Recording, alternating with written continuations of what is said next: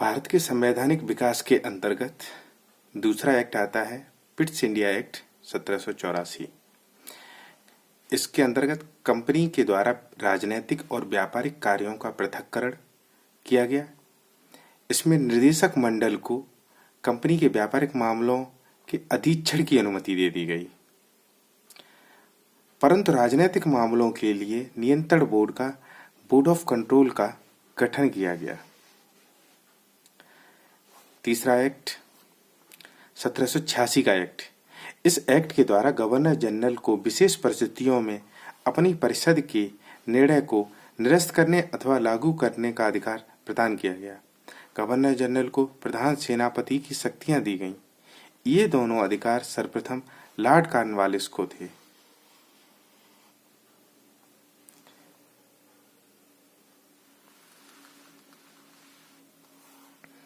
अब आता है 1793 का चार्टर एक्ट। इस एक्ट के तहत कंपनी के अधिकारों को 20 वर्ष के लिए बढ़ा दिया गया। बस इतना ही था इसमें। फिर आता है 1813 का चार्टर एक्ट। ये मोस्ट इम्पोर्टेंट है।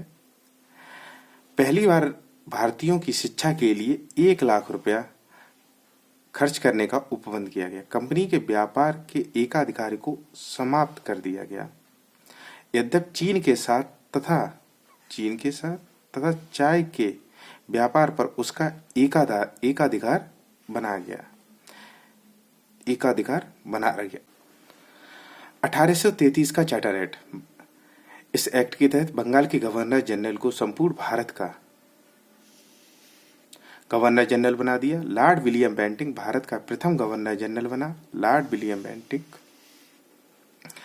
कंपनी के समस्त व्यापारिक कार्य समाप्त कर दिए गए तथा भविष्य में उसे राजनीतिक कार्य ही करने थे।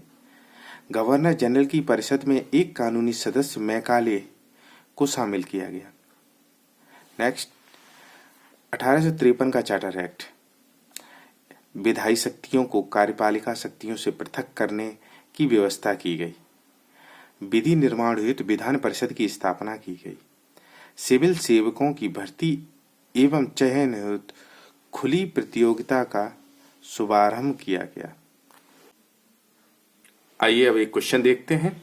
किस अधिनियम के द्वारा ब्रिटिश संसद ने चाय और चीन के साथ व्यापार को छोड़कर ईस्ट इंडिया कंपनी के भारत के साथ व्यापारिक एकाधिकार को समाप्त कर दिया था? 1813 का चार्टर अधिनियम, 1833 का चार्टर अधिनियम, 1853 का चार्टर अधिनियम, 1873 का चार्टर अधिनियम।